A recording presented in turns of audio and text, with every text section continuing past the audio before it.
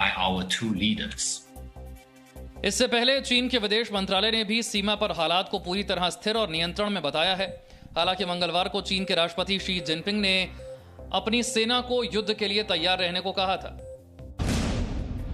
कांग्रेस ने भारत और चीन की सेनाओं के बीच गतिरोध को एक गंभीर राष्ट्रीय चिंता का मामला बताया।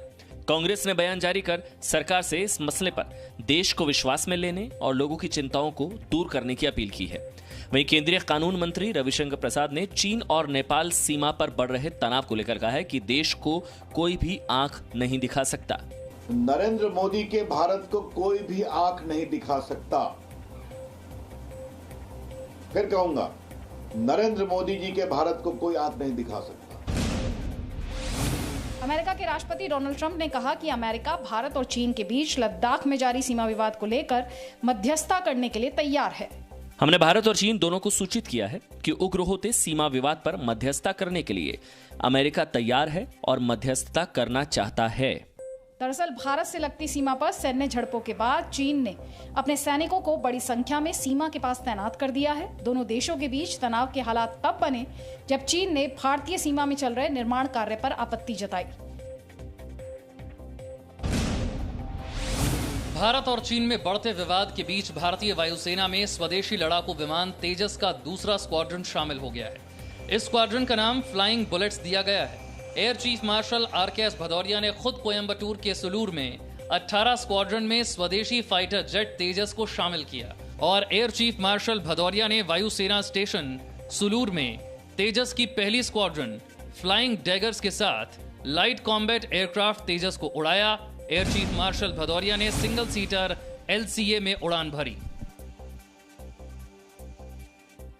देश में कोरोना संक्रमण के मामलों में बढ़ोतरी जारी है।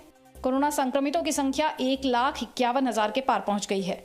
देश में पिछले 24 घंटों में कोरोना संक्रमण के 6,387 नए मामले आए हैं, जबकि संक्रमण से 170 लोगों की मौत हुई है। अब देश में कुल 1,51,767 लोग कोरोना से संक्रमित हैं, जबकि 4,337 लोगों की मौत हुई है। इलाज से देश भर में 64,426 लोग ठीक हुए हैं। देश में मरीजों के ठीक होने की दर भी लगातार बढ़ रही है। अब रिकवरी रेट बढ़कर 42.45% पहुंच गया है। स्वास्थ्य मंत्रालय के मुताबिक केंद्र सरकार देश भर में लगातार सैंपल टेस्ट करने का दायरा बढ़ा रही है। साथ ही कोरोना संक्रमण से निपटने के लिए लगातार हेल्थ इंफ्रास्ट्रक्चर में बढ़ोतरी की जा रही है। स्वास्थ्य मंत्रालय के मुताबिक देश में अब तक 10,341 क्वारंटीन सेंटर बनाए गए हैं। दिल्ली में पिछले 24 घंटे में सबसे ज्यादा मामले सामने आए हैं। पिछले 24 घंटों में कोरोना संक्रमण के 792 नए केस मिले हैं। दिल्ली में कोरोना संक्रमितों की संख्या बढ़कर 15,257 हो गई है। अब तक 303 लोगों की संक्रमण से मौत हुई है। मौजूदा वक्त में कुल एक्टिव केस 7,690 हैं, जबकि कुल 7,264 लोग इलाज से ठीक हुए हैं। दिल्ली में कुल 96 कंटेनमेंट जोन हैं। दिल्ली के मोतीनगर थाने के SHO भी कोरोना पॉजिटिव पाए गए हैं। अब तक 7 थानों के SHO समेत पूरी दिल्ली में 450 पुलिसकर्मी संक्रमित हैं, जबकि एक पुलिसकर्मी की मौत हुई है। इस बीच दिल्ली सरकार ने स्कूलों के प्रिंसिपल से स्कूल खोलने का प्लान तैयार करने के लिए कहा है। कोरोना महामारी और लॉकडाउन की वजह से स्कूल मार्च से बंद है। निजामुद्दीन मरकज मामले में दिल्ली पुलिस की क्राइम ब्रांच की कार्रवाई जारी है।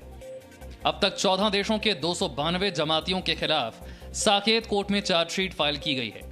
इन विदेशी जमातियों के खिलाफ 13,070 पन्नों में कुल 15 चार्जशीट दाखिल की गई हैं। आरोपी बनाए गए 292 विदेशी जमातियों में से क्राइम ब्रांच ने सिर्फ 230 के ही पासपोर्ट जब्त किए हैं और बाकी जमातियों के पासपोर्ट की तलाश जारी है। सभी विदेशी जमातियों को अलग अलग क्वारंटीन सेंटर में रखा गया है। सभी ब्लैक लिस्टेड हैं और इनका वीजा रद्द कर दिया गया है। इस मामले पर कोर्ट में सुनवाई 17 जून को होगी। वहीं सूत्रों के मुताबिक विदेश मंत्रालय ने कहा है कि आरोपी विदेशी जमातियों को उनके दूतावासों के अनुरोध के मुताबिक काउंसलर एक्सेस दिया जा रहा है। वहीं मौलाना साद पर जी न्यूज को बड़ी जानकारी मिली है, जिसके मुताबिक मौलाना साद और मौलाना जुबैर पर 2008 में भी FIR हुई थी, लेकिन कोई कार्रवाई नहीं की गई। भारतीय पुरातत्व सर्वेक्षण विभाग की तरफ से बिना इजाजत निर्माण कार्य करने की शिकायत के आधार पर FIR दर्ज की गई थी। कांग्रेस सांसद राहुल गांधी ने मीडिया को घेरते हुए कहा कि महाराष्ट्र में कोरोना के हालात पर उनके बयान को तोड़ मरोड़ कर पेश किया गया। राहुल गांधी ने अपने बयान का वीडियो ट्वीट कर मीडिया पर सच के साथ खिलवाड़ करने का आरोप लगाया। इस वीडियो को देखिए और समझिए कि किस प्रकार बिकाऊ मीडिया सच को तोड़ मरोड़ कर पेश करता है और अपने मालिकों की सेवा के लिए असल मुद्दों से ध्यान भटकाता है। एक दिन पहले जब राहुल से महाराष्ट्र में कोरोना के बढ़ते मामलों के बारे में पूछा गया था तो उन्होंने कहा था कि सरकार चलाने और सरकार का समर्थन करने में अंतर होता है। कांग्रेस महाराष्ट्र की गठबंधन सरकार का हिस्सा है। हालांकि बीजेपी ने राहुल गांधी पर कोरोना को लेकर गलत तथ्य देने और झूठी खबरें फैलाने का आरोप लगाया।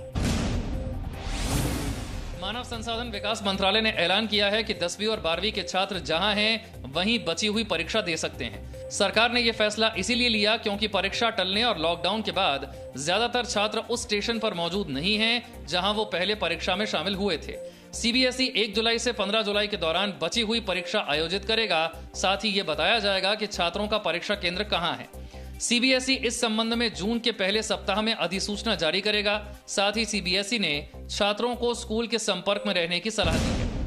कांग्रेस सांसद राहुल गांधी के लॉकडाउन को फेल बताने पर केंद्रीय मंत्री रविशंकर प्रसाद ने हमला बोला है। रविशंकर प्रसाद ने कहा कि राहुल गांधी तथ्यों को गलत तरीके से पेश कर रहे हैं। उन्होंने ये भी कहा कि राहुल गांधी बिना सोचे समझे कुछ भी बोलते हैं और कोई होमवर्क नहीं करते।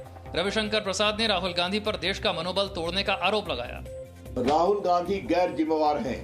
Rahul Gandhi is acting in the most irresponsible manner. इससे पहले कल राहुल गांधी ने कहा था कि लॉकडाउन फेल रहा है, सरकार लॉकडाउन के बाद नई रणनीति बनाए। खड़ा है प्राइवेट लैब्स, प्राइवेट अस्पताल सभी इस चुनौतीपूर्ण दौर में सरकार के साथ काम करने के लिए आगे आ रहे हैं। मेरा आपसे आग्रह है कि किसी भी तरह की अफवाह और अंधविश्वास से बचें।